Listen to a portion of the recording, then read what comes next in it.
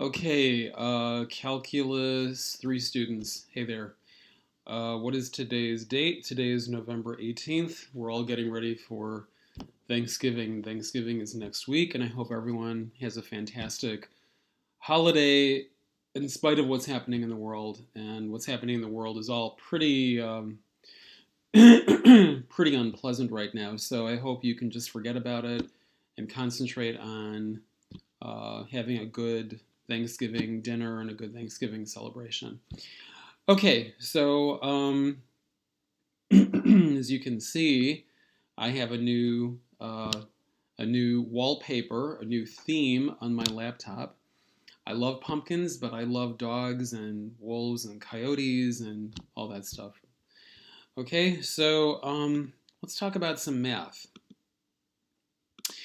Okay, so my goal for this video is to work on problems 70 to 75 in the current homework assignment.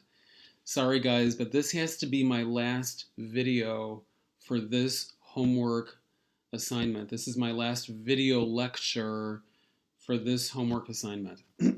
So if you're having difficulty with other problems, you're just going to have to email me and I will see if I can provide some assistance.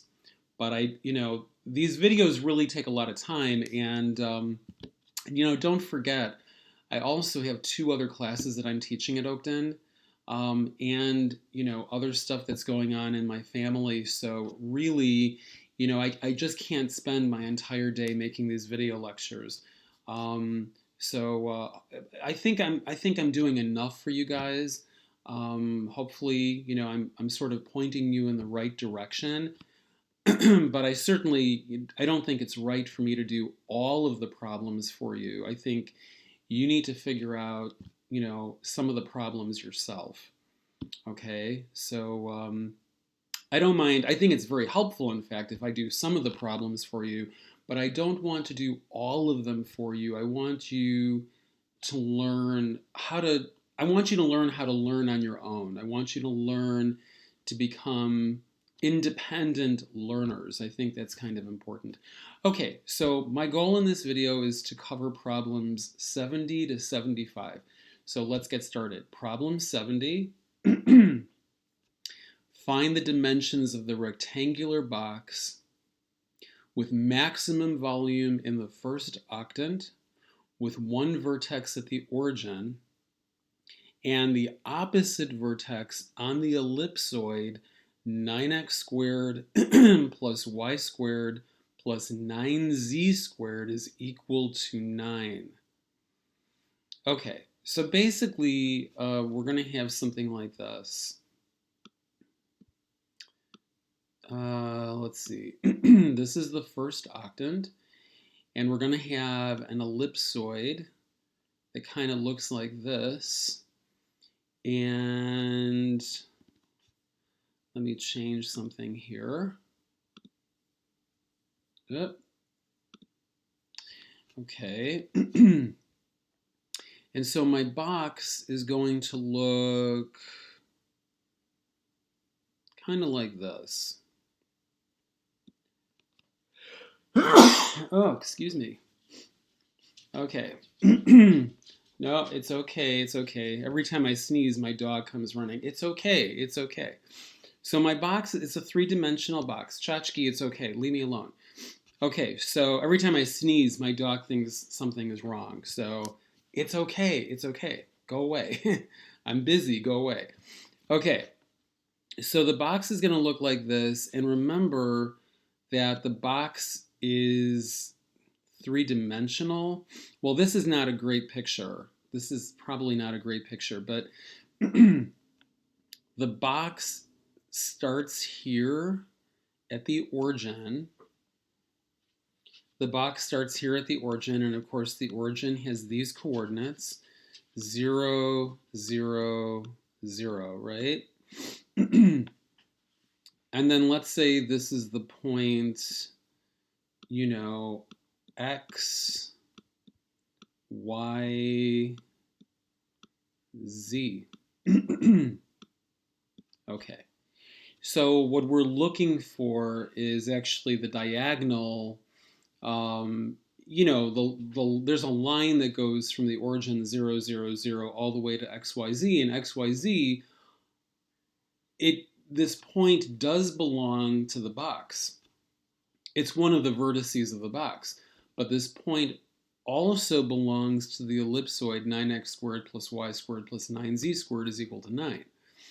So this picture, as rough as it is, this picture should kind of help you to visualize the problem a little bit better, all right?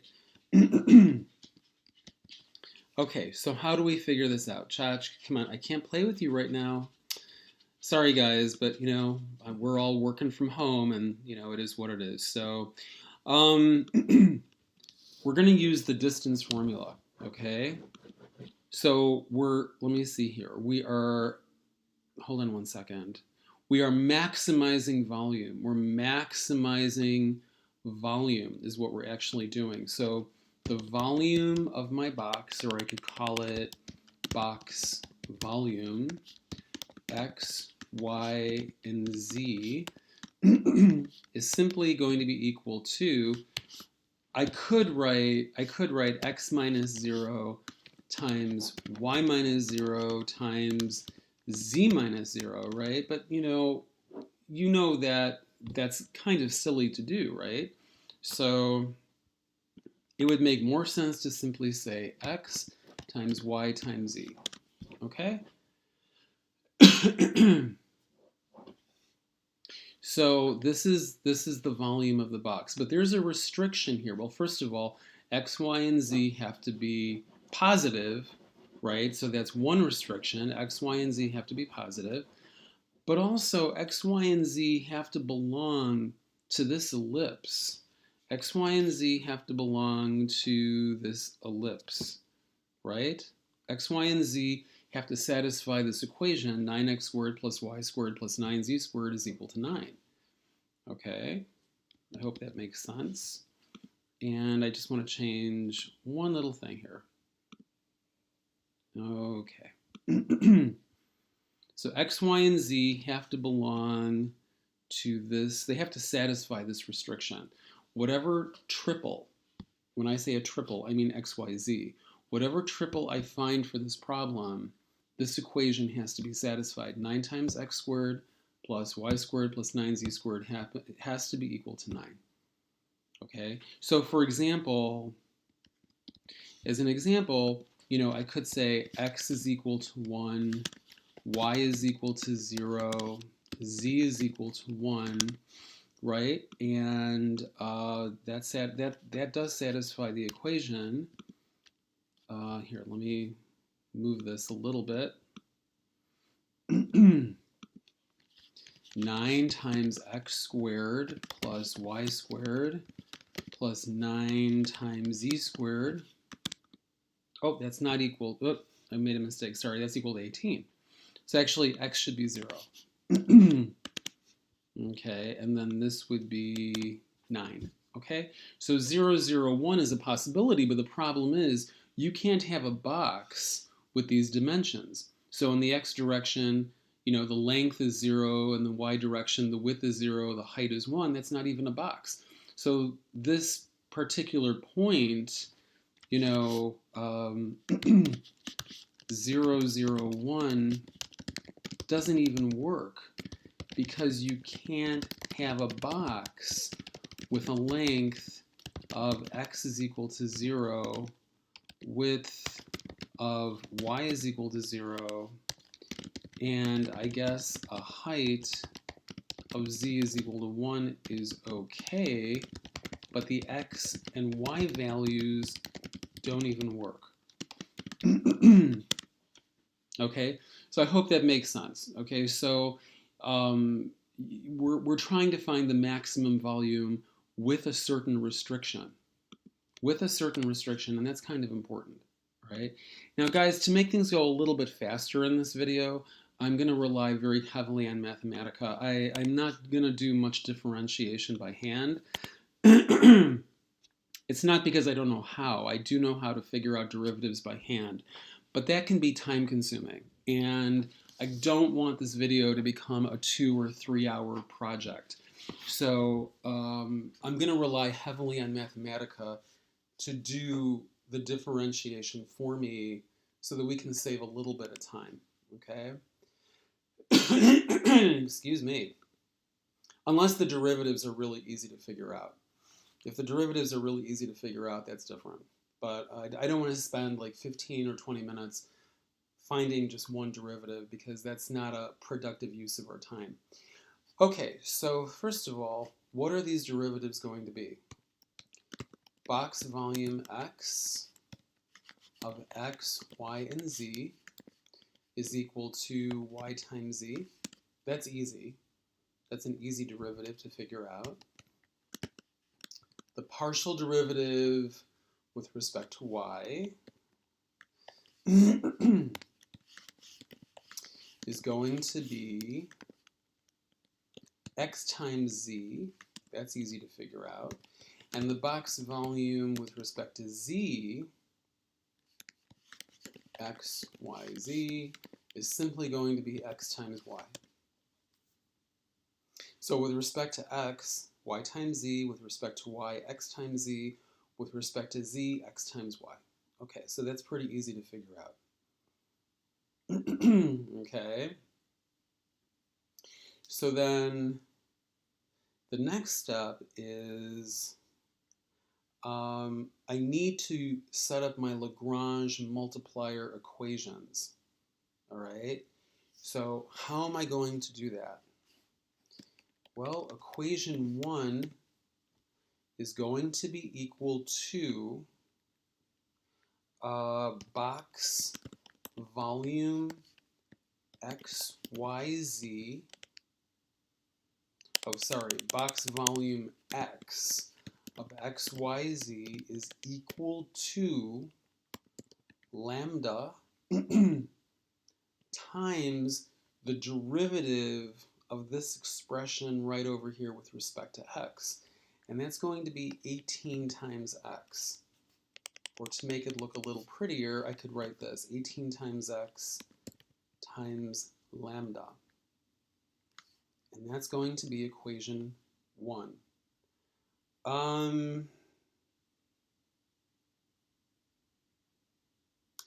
One second. Oh, I know exactly what I did wrong here. Sorry. Okay, clear x, y, and z. That's really important. Okay. Let me start this over.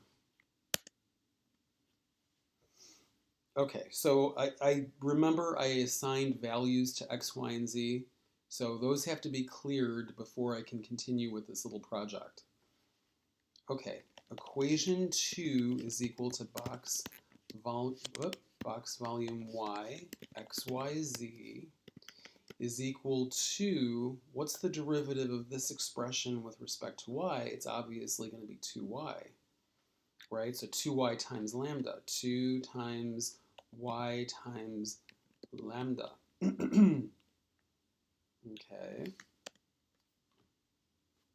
And then what's equation 3? Box volume z of xyz is equal to, what's the derivative of this expression with respect to z? That's going to be 18z. Okay. 18 times z times lambda. And then finally, the last equation, equation 4, is going to be equal to 9x, well, yeah, my condition, right, my condition, which is 9x squared plus y squared plus 9z squared is equal to 9. And that's equation 4. Now, this is a tricky system to figure out. It's very tricky, so we need to use some computer tools for this, because this is not a linear system. If it was linear, it wouldn't be so bad, but these nonlinear systems can get really messy and complicated. It could take a half hour just to figure out the solution, and I'm not going to devote a half hour to that. We're living in a fast food world. We want our answers really quick because we have so much to do nowadays. So let's figure out this answer quickly. Okay, solve equation 1, equation 2, equation 3, equation 4, and what are my variables? X, Y, Z, and of course lambda. By the way, I'm pressing the escape key. Escape, lambda, escape.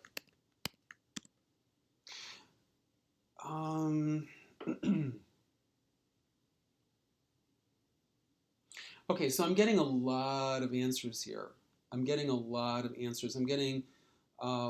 So how do I know which answer is the right answer? Well, first of all, remember we're creating a box in the first octant. So x, y, and z have to be bigger than 0. I really don't care about the value of lambda because we're not really using that in this class. I mean, it's an important variable, but it's not something that we're actually using to, I mean, lambda becomes an issue the value of lambda becomes an issue when you do something called sensitivity analysis. And that's not something that's normally covered in a class like this. It's interesting, but let's not worry about it. So, but lambda is important for other reasons, but we're just not using it we're not really using it that much in these problems. Okay, we are using x, y, and z, and they must be greater than 0. So I'm going to store my answers in a variable answers. Okay. Now I need to filter out. I mean, I have a lot of these points to look at. Oh my God, how long is my list? How long is my list? 14 possible solutions, and I have to test each solution. Oh my God, that's a lot of work.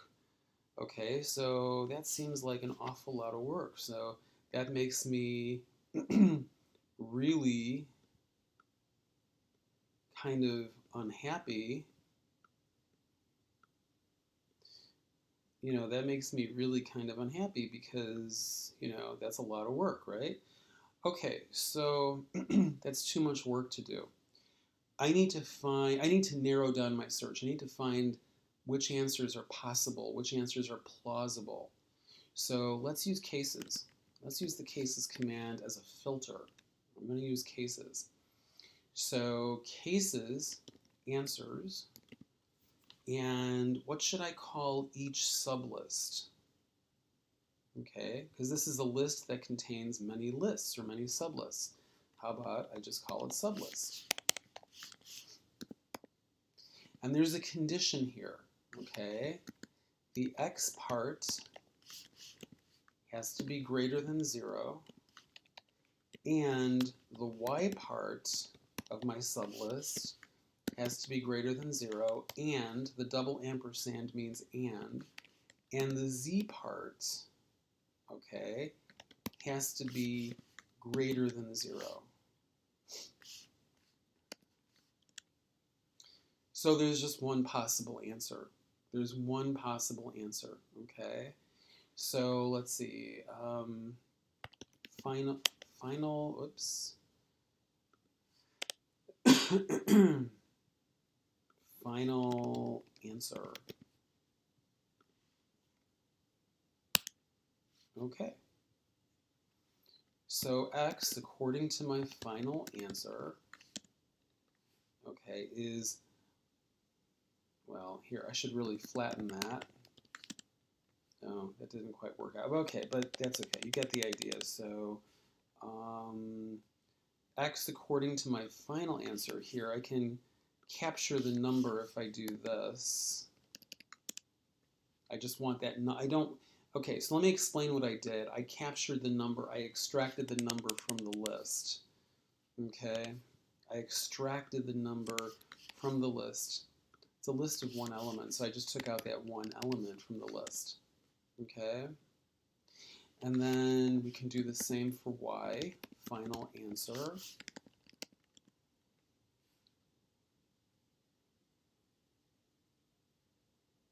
Oh, I see. Okay. Yeah. Here's why I'm getting my mistake, because I have a list of one element. So again, just extract that one element. And then the same thing with z. What is z? Here's my final answer. It's a list of one element. So pull out that one element from the list, and I have 1 over the square root of 3. Okay? Now, you may be asking the question, how do I know this is the answer? So, well, first of all, it can't be a minimum. The box of minimum value would basically, that would have coordinates, well, x coordinates 0, 0, 0. I mean, that wouldn't make any sense. We could figure out the Hessian for this problem to make sure it's a maximum. I don't think we have to because we have only one answer here. But if you want to, we can figure out the Hessian and stuff like that. So to do that, this is what I would do. Hessian of A, B, and C, table, the derivative of the volume. Wait a minute, did I call it? I called it box volume. Okay, so I need to call it by the right name. Box volume XYZ with, and I'm doing I'm finding the second order partial derivatives. S and T. What is S? S takes on the values of X, Y, and Z. And then T takes on the values of X, Y, and Z. And this is, and X is eventually replaced with A, Y is eventually replaced with B, and Z is eventually replaced with C. So the Hessian for these values, 1 over the square root of 3, the square root of 3, and 1 over the square root of 3. Okay, this is actually going to be my Hessian. It's an interesting looking matrix. What is the determinant of this Hessian? What is the determinant of my Hessian matrix? Okay, so the determinant of my Hessian matrix is greater than 0, which means if d or det is greater than 0, then my point is a local min or a local max. Okay.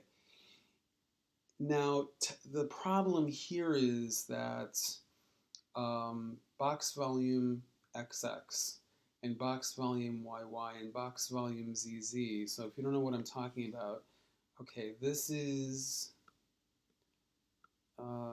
box volume, hold on one second. Okay, this is box volume ZZ, and this is box volume YY, and this is box volume XX. So if I'm dealing with a maximum point, then you would think all three values should actually be negative. They should be less than 0. Instead, they are 0, which is slightly confusing. But again, I'm telling you guys, this is the answer because there's only one possible answer to this problem. If you choose the box that has minimum volume, then you're choosing the box whose length is going to be x is equal to 0, whose width is y is equal to 0, and whose height is z is equal to 0. In other words, the volume of the box is simply going to be 0. It's a non-existent box. And that's going to be the box of minimum volume. What you want is the box of maximum volume with the restriction that the box, the opposite vertex of the box, has to rest on the ellipsoid. So this has to be the answer, okay? This actually has to be the answer. Excuse me. So the length of the box in the x direction is 1 over the square root of 3.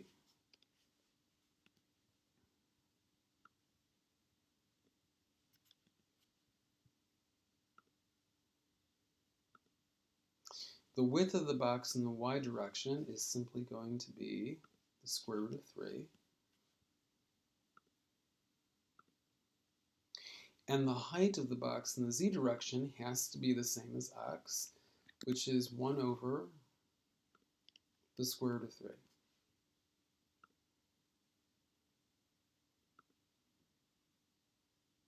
Okay? So that was pretty easy. That was pretty easy to do. Next, and by the way, going back to this problem very quickly, do these points really satisfy this restriction? Do these points really satisfy this restriction? Okay, well, let's find out.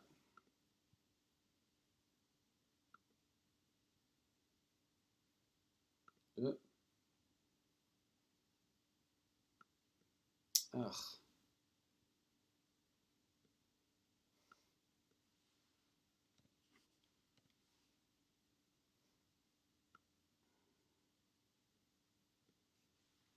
Okay, so I have x is equal to 1 over the square root of 3. I have y is equal to the square root of 3. And I believe z is the same as x here for this problem, so z is equal to 1 over the square root of 3. So does this triple? When I say a triple, this is what I'm talking about. The triple, x, y, z. Does that triple satisfy this, this particular equation? Okay, so let's see. 9 times x squared plus y squared plus 9 times z squared. What does that equal? 9. Or I could just use spaces. X squared plus y squared plus 9 z squared, it's equal to 9. Okay, so yes, it really does work.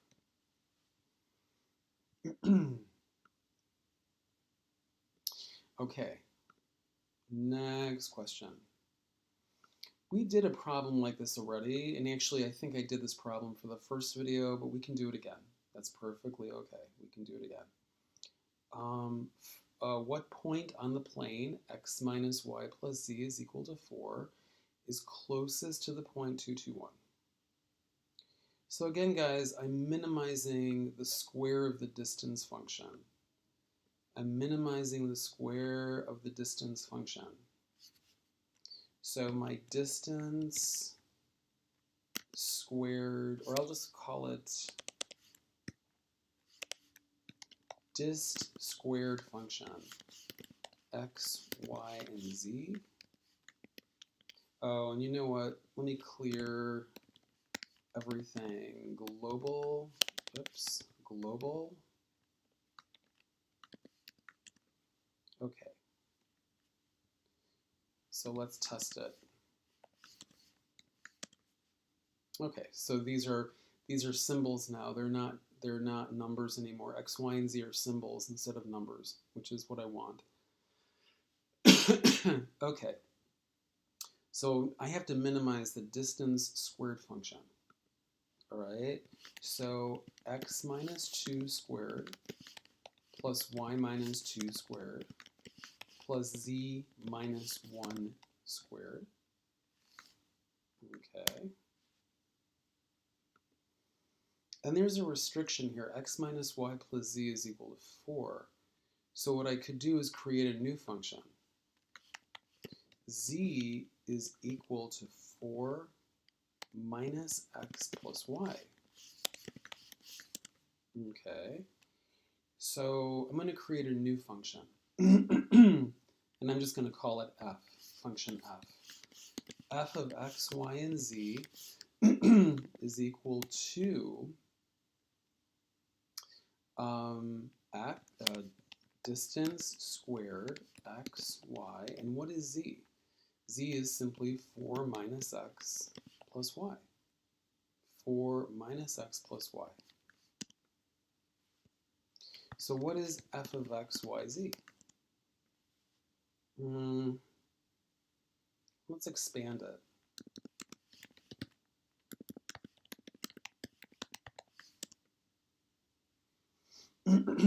Here, maybe I'm going to get rid of that full simplify. Let's just expand it. Okay, so this is my function, and it's going to be a little bit easier to solve because instead of a function of 3 variables, now I have a function of 2 variables. So g of x and y is equal to, I'm just going to copy and paste. Okay. And now my job is to minimize g. I have to minimize g. Okay. So to do that, I have to set the partial derivatives equal to 0. Okay, and that's the partial with respect to x. And what about the partial with respect to y?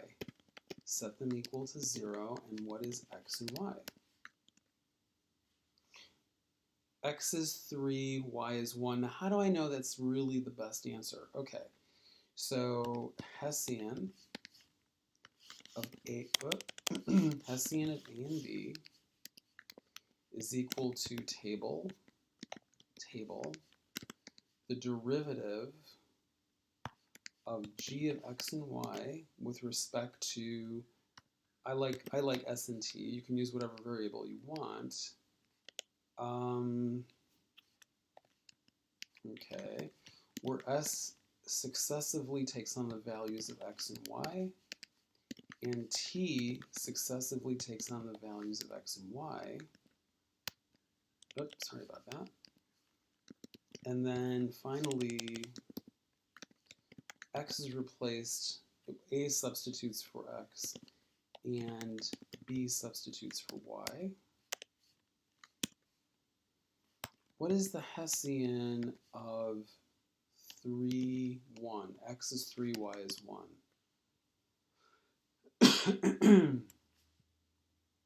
Okay.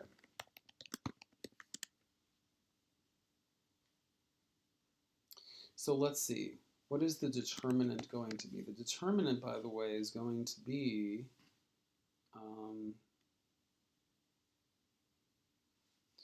the determinant here is going to be 4 times 4,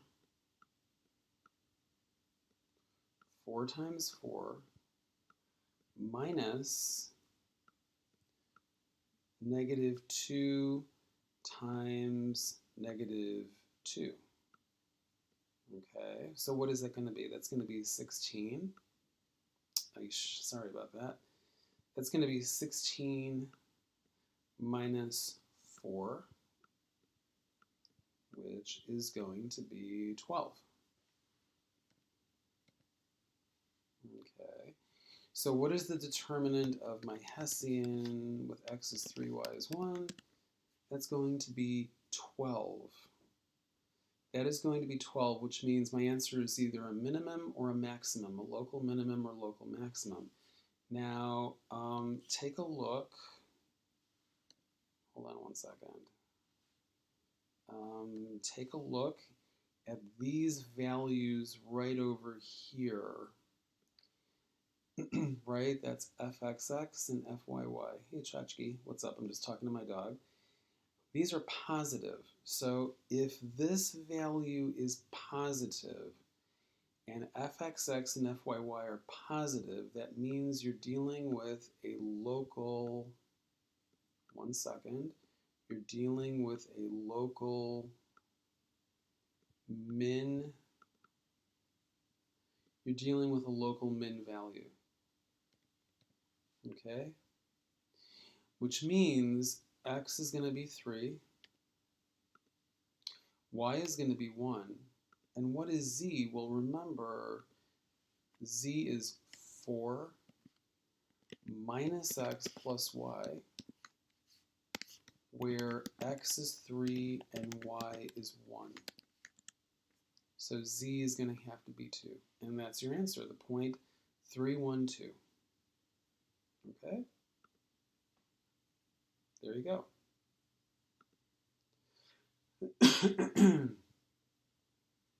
Okay, this question looks a little bit more intimidating, question 72, but we're going to figure it out.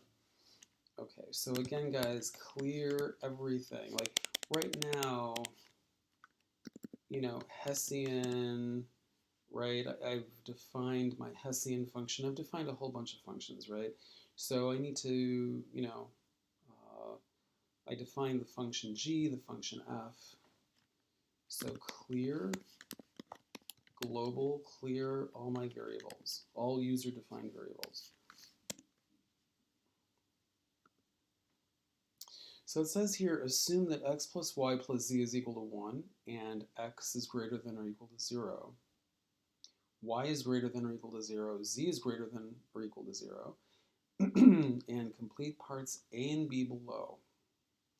Determine the absolute minimum value of this function, f.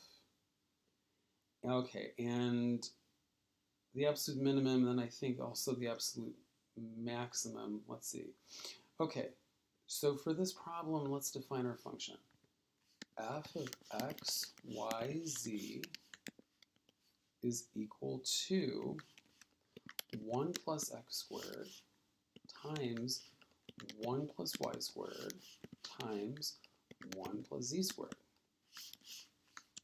Okay. We want to minimize this function with the assumption that x plus y plus z is equal to 1. So g, my restriction, my constraint, g of x, y, and z is going to simply be equal to x plus y plus z. So this is a Lagrange multiplier problem. It's a Lagrange multiplier problem, okay? And I suspect this problem has a million steps. But let's see. Okay, so equation 1 is simply going to be the partial derivative here with respect to x. It's pretty easy to figure out. Okay, that's just going to be 2 times x times 1 plus y squared times 1 plus z squared is equal to, and the derivative of this with respect to x, that's easy. That's just going to be the number 1 times lambda. 1 times lambda. Okay, that's equation 1. Equation 2 is similar, except this time we're differentiating with respect to y. So 2 times y times 1 plus x squared times 1 plus z squared, and that's going to be equal to 1 times lambda. Remember, I'm differentiating this with respect to y, so it's lambda, 1 times lambda. And then equation 3, very similar, guys. 2 times z times 1 plus x squared times 1 plus y squared is equal to 1 times lambda, or just lambda. And then finally, equation 4 is simply going to be g of x, y, z is equal to 1, which is what I have right over here, right? X plus y plus z is equal to 1. X plus y plus z is equal to 1. Okay, excuse me. So maybe I didn't get enough sleep last night. Okay, sorry about yawning in the middle of a video lecture. Okay, so we need to solve this. Let's figure this out. Equation 1, equation 2, equation 3, equation 4, and what are my variables? X, y, z, and lambda. Okay, so the reason I'm getting these weird square roots, okay, I need to turn on my cubics option. Cubics is true. Okay, that helps the problem, but I don't want complex numbers. Okay, I don't want to deal with all the complex numbers, so I need to add the domain of reals. Reals. Okay, so this is going to be my answer, or at least part of my answer. X is 1/3, Y is 1/3, Z is 1/3. Now, the problem here, okay, so the problem, I need to know, is this really going to be a minimum value? Um, it should be, hold on just one second.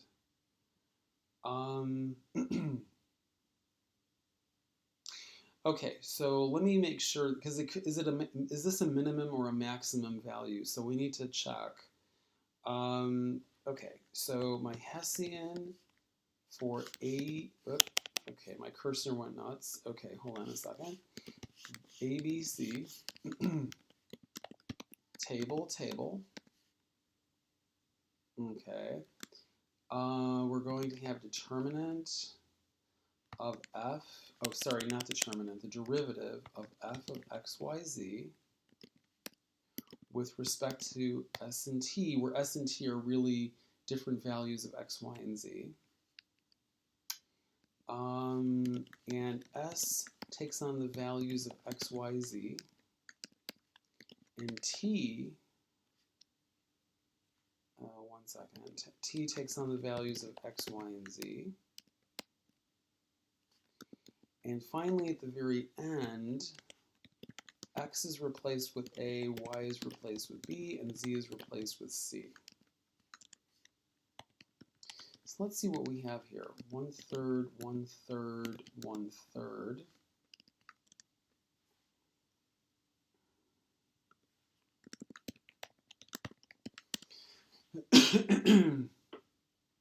Okay, so this is looking good. So everything here is positive, which means the determinant has to be positive. We can check that. Determinant of the Hessian of 1/3, 1/3, 1/3, and of course this is positive. We can make it a decimal number or so-called real number. And also look at fxx, look at fyy, look at fzz. They're all, oops, this is fzz, this is fxx. I'm sorry, this is fyy, this is, one more time. This is fzz, this is fyy, this is fxx. They're all positive, so we definitely have a minimum value. So the minimum value is going to be, oops, okay, I screwed that up. Wait a minute, hold on one second. Let me repeat that. Okay, there we go. Let me just, hold on one second. There we go. Okay, much nicer. So f of 1/3, 1/3, 1/3 is going to be 1,000 over 729. So the absolute minimum value of f should be 1,000 over 729. Well, actually, what I should do before I type that in, I should check my edge cases. I really need to check my edge cases. So what I'm doing here is I have to check my edge cases. Okay, so I see here that x plus y plus z is equal to 1. Well, what about 1, 0, 0? What about 0, 1, 0? What about 0, 0, 1? You know, there's a lot of, so these are my edge cases. These are extreme cases. Okay, these are basically my edge cases. So I can see here, this is going to be less than 2. So yeah, that should be my minimum value. Yeah. And then here, okay, so the maximum value for this problem should be 2. It should be 2. And actually, these are edge cases right here. These are actually edge cases, but because of the symmetry of the function f is, if you look at the function f, let me go down over here. If you look at the function f, I mean, this function has tremendous symmetry. So when I say symmetry, what I mean is whatever you're doing to x, you're doing the same thing to y. Whatever you're doing to x and y, you're doing the exact same thing to z. So actually, this function is very, very symmetrical. X is squared, y is squared, z is squared. It's a very symmetrical function. So because of that, I would expect, I'm just testing a theory here. Yeah, so it doesn't really matter. It doesn't matter where my 1/2 goes. I'm always going to have, the same answer. So 0, 0. Oh, well, that doesn't add up to 1 anyway. What am I thinking? So that doesn't add up to 1. Hold on. This would add up to 1. Okay, this would add up to 1. Right, but that's less than 2. And then the same thing here. You could do 1/2, 0, 1/2, right? You could do f is 0, 1/2, 1/2, and again, it's less than 2. So really, there's no need to test. There's no need to test every combination of two numbers, or three numbers that add up to 1. These are the extreme cases or the edge cases. These are the extreme cases or edge cases or boundary cases. So we can see that the maximum value should be 2. Okay. Okay, so here for function, well, part B is kind of similar. This is like two problems in one, actually. It's kind of weird. So this is two problems in one. So I don't know why Pearson did that, but that's okay. So again, let's clear our variables. Global. Okay. And it says here we have the function g of x is equal to 1 plus the square root of x, times 1 plus the square root of y, times 1 plus the square root of z,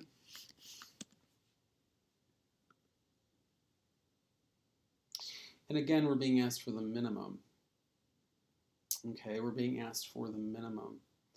So again, guys, we have to solve this problem. So solve.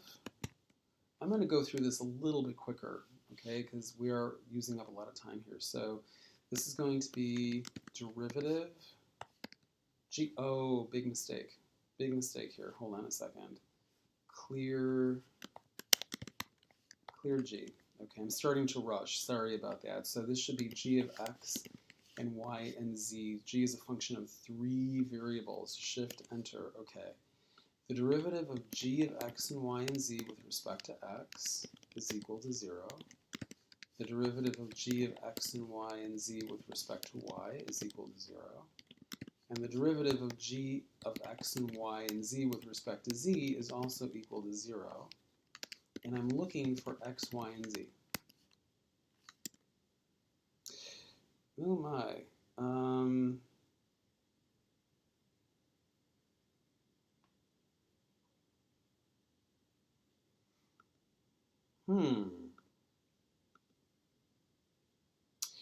Okay, very, very weird. What happened over here? Let me clear G again, and let me make sure I defined this correctly. G of x is equal to 1 plus the square root of x times 1 plus the square root of y times 1 plus the square root of z, and that should be okay.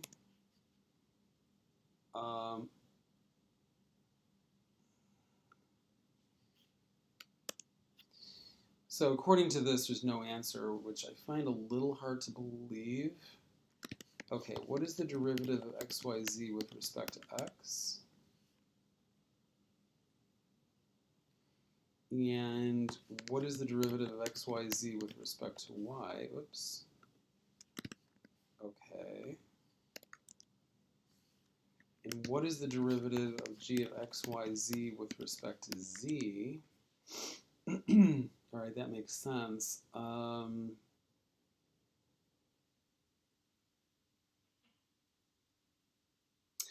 Very, very weird that I'm getting no answer here. The empty list means there's no solution, which just seems really weird to me. Unless I entered something incorrectly.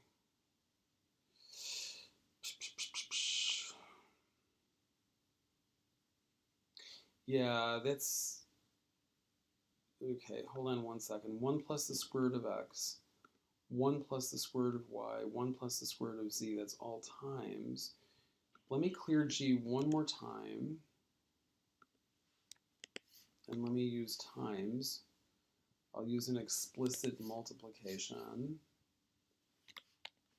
Maybe that, although you really shouldn't need to use explicit multiplication symbols in Mathematica.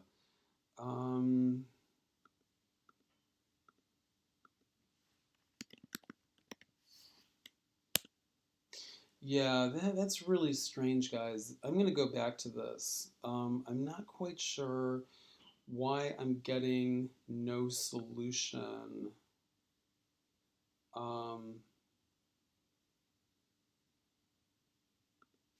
Yeah, that's very weird, guys. I don't quite understand it. So,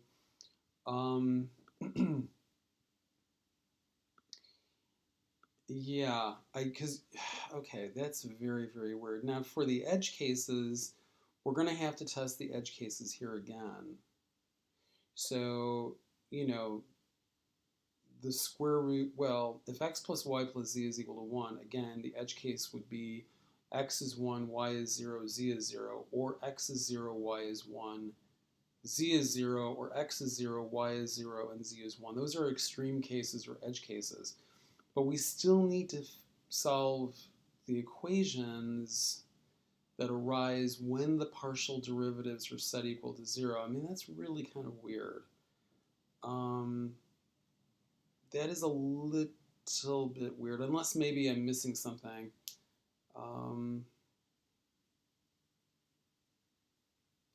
Very, very, very strange.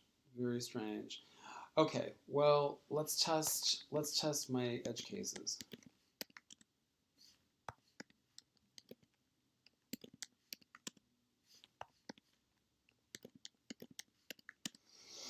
Okay, so my edge, well, again, I have 2. I have 2 as a value. The problem is I don't know if this is a minimum or a maximum.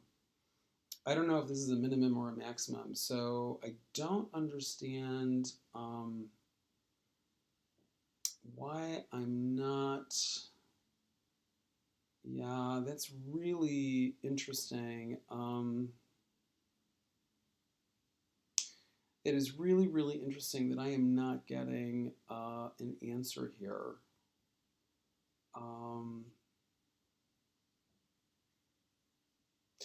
Very strange. Very, very strange. This is something I would have to think about, guys. I know 2 is either going to be a minimum or a maximum. Well, okay, let's just move on. So the absolute minimum value of g, I'm going to take a guess. 2 is either a minimum or a maximum. I don't know which one. Oh, okay. So, hey, we guessed correctly. Yay. Now, the maximum, the absolute maximum value of g is, okay, so there might be, that's very, very weird here. Hold on one, oops. Let's put my cursor at the bottom here. Let me try this one more time. That's very weird. Derivative of g of x, y, z with respect to x is equal to 0. Derivative of g, x, y, z with respect to y is equal to 0. Derivative of g of x, y, z with respect to z is equal to 0. I'm looking for x, y, z. Yeah, that's really weird, guys. I can't explain it. The only other thing that I could think of, let me see if I can use the well, we got to be careful with this function. Got to be very careful with the maximize function, but I just want to see something. Hold on one second. Hold on one second.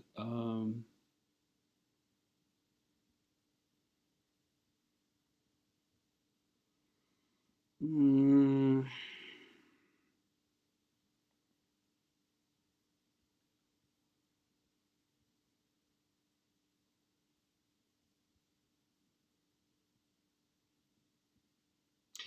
Okay, so Mathematica does have a maximize and minimize function, but let me see if this will work. So maximize, um, here, let me look at the specifications one more time. This can get very tricky.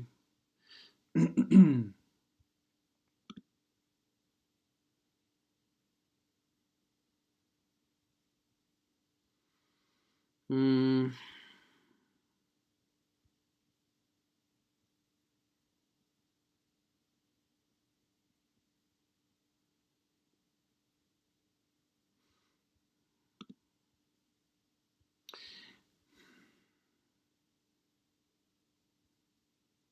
yep. Okay, we could try this, but I don't guarantee this is going to work. G of x, y, and z, with the restriction that x plus y plus z is equal to 1, and I'm looking for x, y, and z,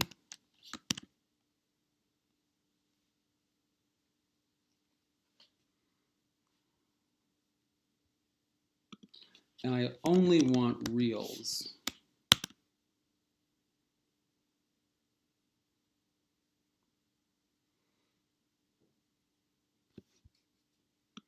Okay, turn on the cubics is true. Oh, I'm not getting, hold on one second. Cubics is true. You know what? That's not even an option.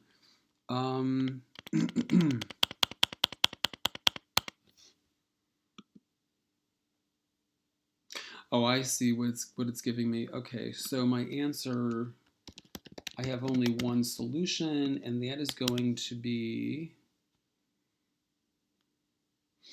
okay, so this is actually, oh, what am I doing? Okay, sorry about that. Solution.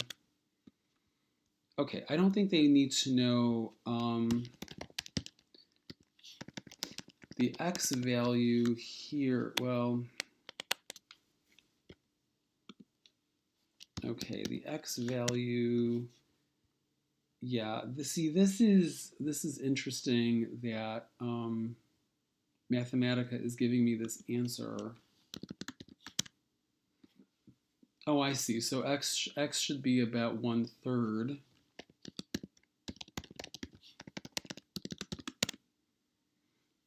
I see, and y is going to be the same. So this number here, I see.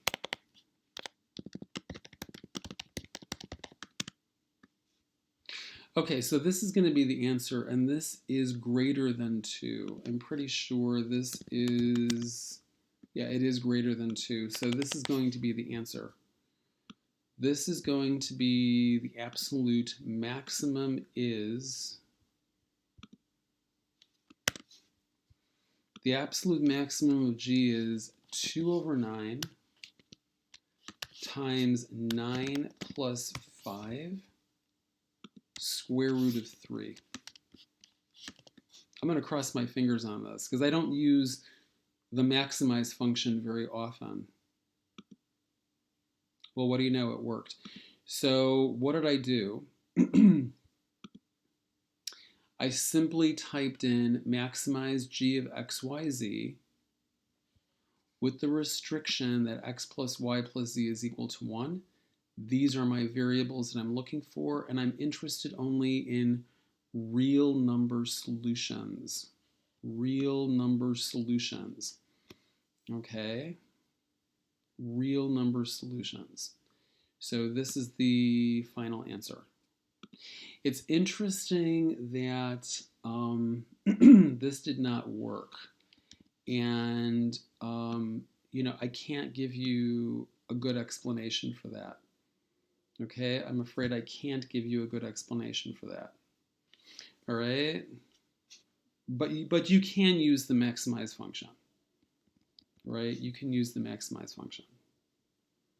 And as you can see, it does work, but you got to be careful, guys, because um, for some problems, this could kind of lead you in the wrong direction. So Mathematica does have a maximize function and it does have a minimize function, but like I said, um, for some problems, these can kind of lead you in the wrong direction. So be very careful when you use those functions. Okay, 73. Okay, hold on, 74, and what about 75? Um, okay, this video is getting longer and longer and longer, and I really wanted to go to problem 75. So this is, okay, so this is what I'm going to do, guys. I'm going to save problems 73 and 74 for some other video, okay? I'll try to make another video. Oh, let's see, today, let's see, Wednesday, November the 18th. Well, I can try to make a video later or maybe tomorrow on Thursday. So 73 and 74 are actually really interesting problems that I happen to like very much. However, this video is just getting longer and longer and longer, and I need a talking break. I've been talking and talking and talking, and I need a break. So 73 and 74 will have to wait for another video. Why don't we jump into 75? 75 looks hard. It's actually really simple. Okay, so for 75, this is what they're asking. They're asking a question about the Hessian. They are asking a question about the Hessian matrix. So you have F, X, X, and you have F, X, Y, and then you have F, Y, X, and then here you have F, Y, Y. Okay, terrific.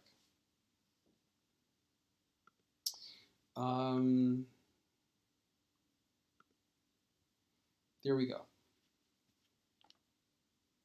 Okay. Use the second derivative test to prove that if AB is a critical point of F at which the partial with respect to x of AB is equal to the partial with respect to y of AB is equal to 0. So we have a critical point, and fxx is less than 0 is less than fyy, or fyy is less than 0 is less than fxx, then f has a saddle point at AB. Okay, so we know that there's going to be a saddle point if d of AB is less than 0. Easy. Regardless of the point AB, we know that when you multiply these two, hold on one second. When I multiply, these two values, by the way, are always going to be equal, right? So this is the same thing as fxy squared. And that's going to have to be greater than or equal to 0. Okay? So that has to be greater than or equal to 0. Okay? So if fxx at AB is less than 0 and fyy is less than fyy at AB, then we know, let me see, if one value is negative and one is positive, then it's going to have to be less, wait a minute, why are they, these two, wait a minute, hold on one second. these options are exactly the same. Why, I don't quite, oh, I see, they're doing multiplication here. They're doing multiplication. So, exactly. So, if, let me turn on my pen here. So, if these values have opposite signs, you know that their product has to be negative. The product is going to have to be negative, okay? Therefore, the derivative, the determinant of the Hessian matrix is going to have to be less than 0 because you have a negative value minus a positive value. A negative number minus a positive number is going to have to be a negative number.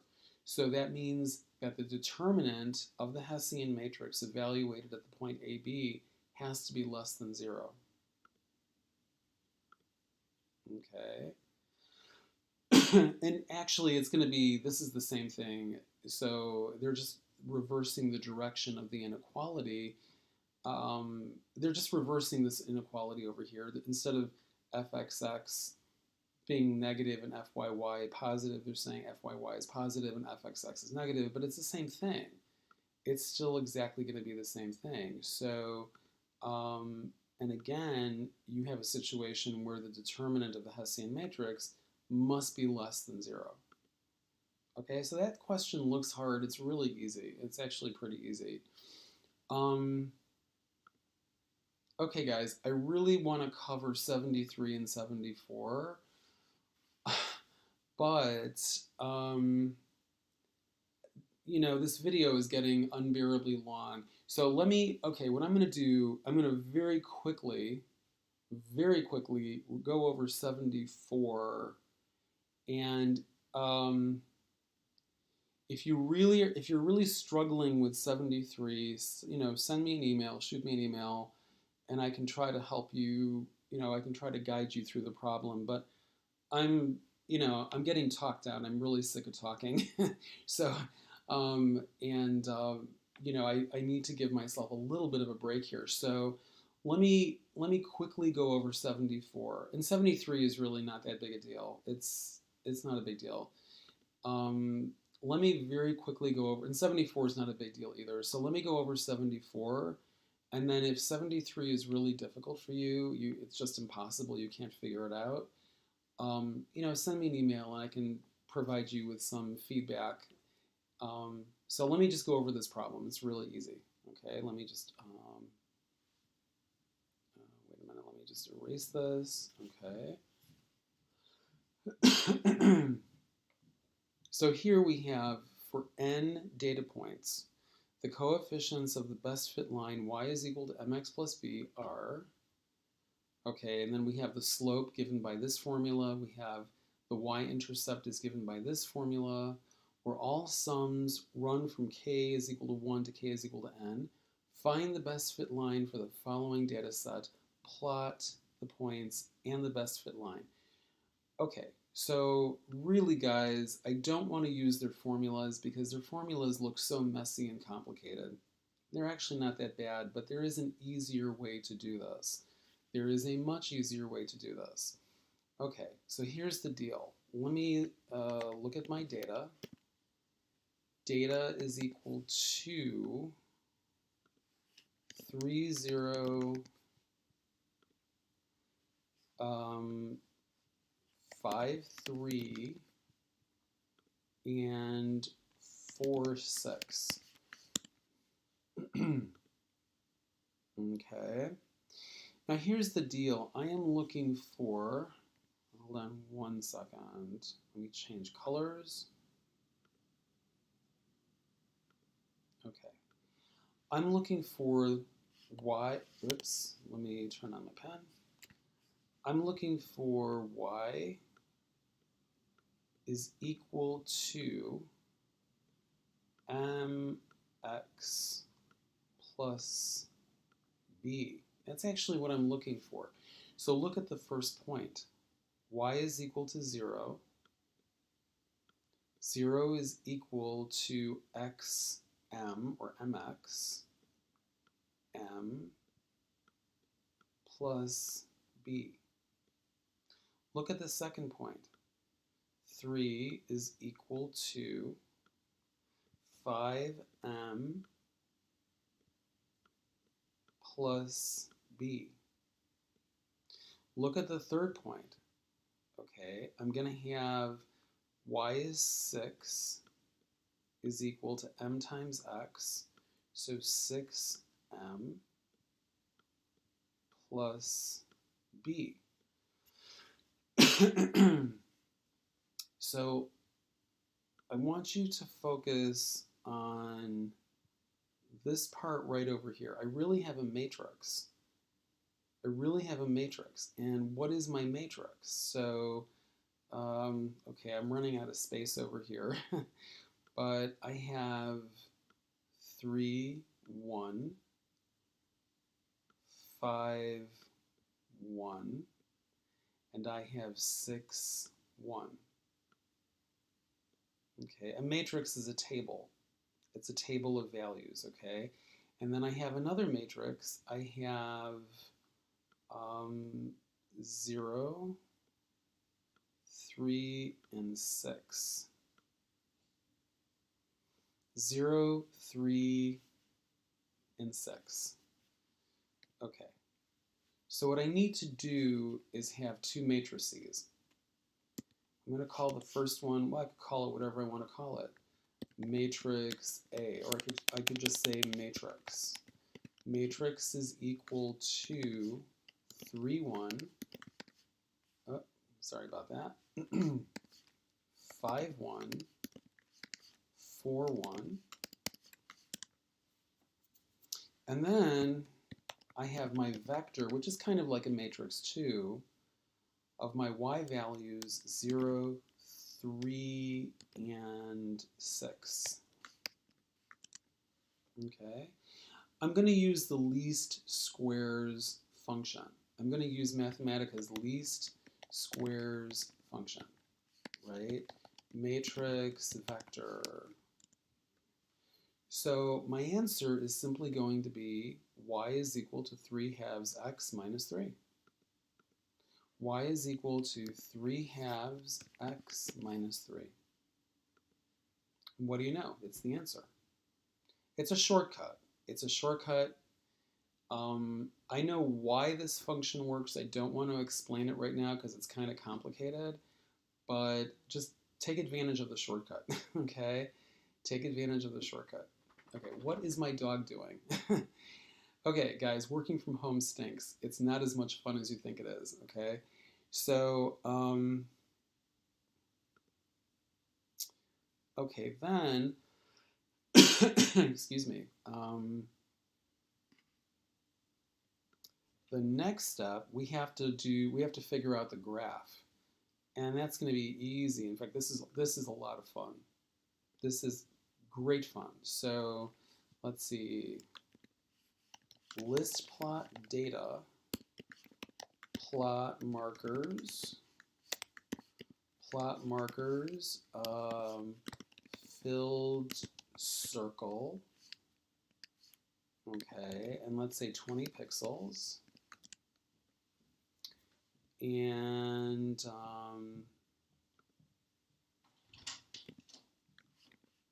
plot style. Plot style is blue. So now it looks a little bit more like the picture. And let's consider the range here. In their pictures, if you look at Pearson's graphs, x goes from -10 to +10, y goes from -10 to +10. So we can do the same thing with our picture. Plot range, x goes from -10 to 10, y goes from -10 to 10. Okay, and I would like both axes to be equally long. Much better. Let me see here. Hold on one second. Oh, come on. Why isn't this scrolling? You know, it looks like it's going to be choice C, but let's finish up the picture in Mathematica. I love doing graphics in Mathematica. It's so much fun. I just think it's really Maybe I should have been an art teacher, you know, or an professional artist, because I love doing graphics. It's just so interesting to me. Um, oh, excuse me. Okay, another yawn. Sorry, guys. um, our tick style could be a little bit better. Um, let's make those. When I say ticks, I mean the numbers along the x and y axes. Okay, so font size. Let's make those bigger. Font weight, we can make that bold. And then font color, we could make that black. And then font family, we could make that Roman. Oops, I'm missing a bracket. Okay, not too shabby.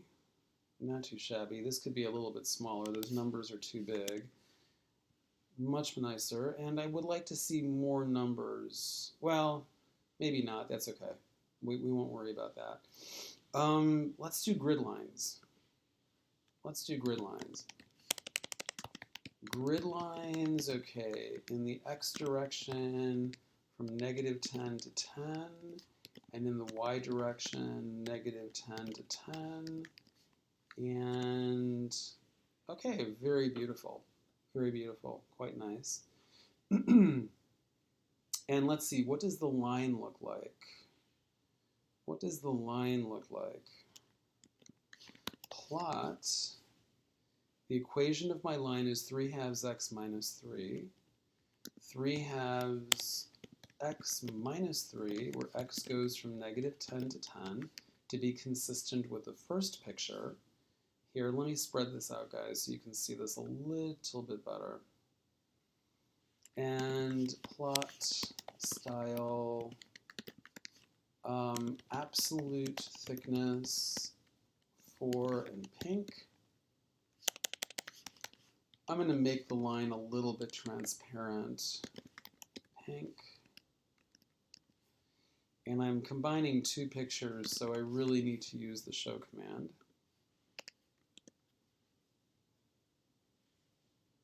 Actually, you know what? I'm going to take away the transparency, make it a bright pink, a bright pink.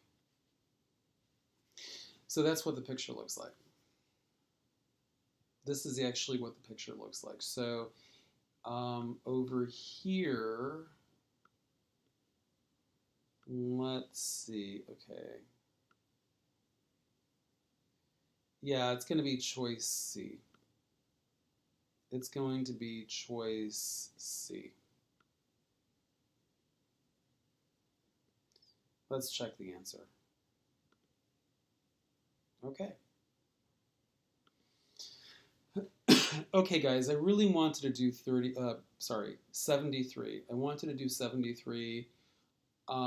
It's not a big deal. It looks like a big deal. It's not a big deal. It's very similar to 74, except here they want you to figure out the partial derivatives. I mean, so please, if you really are stuck, I don't think the problem is that difficult. And actually, yeah, you can view an example, help me solve this, you have some options. So really, I don't think this problem, it's a little bit hard, but it's not that hard. It just looks difficult because there's a lot of stuff to read. But if you're having an issue with it, please feel free to send me an email. I'll try to provide some guidance for you. But quite frankly, I am so sick of just talking and talking. I need desperately to take a break. And I think the video is, quite long enough. And I think we've covered an awful lot of material already. So I think that's about it. This right over here is how I generated my plot. Okay, so show is an important command. It's a very important function in Mathematica.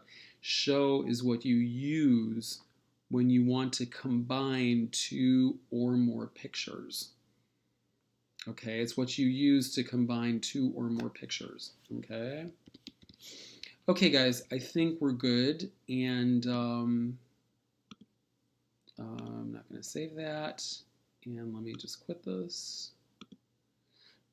Okay, my wolf is saying goodbye to everybody, and good luck with your homework. If you have issues, please email me. Please remember, guys, I'm teaching 2 other classes, and those students do require some of my attention too. So, um, I love you guys. I love Calculus 3. It's a fun and interesting subject, but I have to devote some time and attention to the other 2 classes as well. Okay, so if you need help, email me, and I will provide the best feedback that I can possibly provide. Okay, take care and good luck with your homework. And I'm going to upload this to YouTube and send you guys the URL, and that should be it. Take care and have a great day. Bye bye.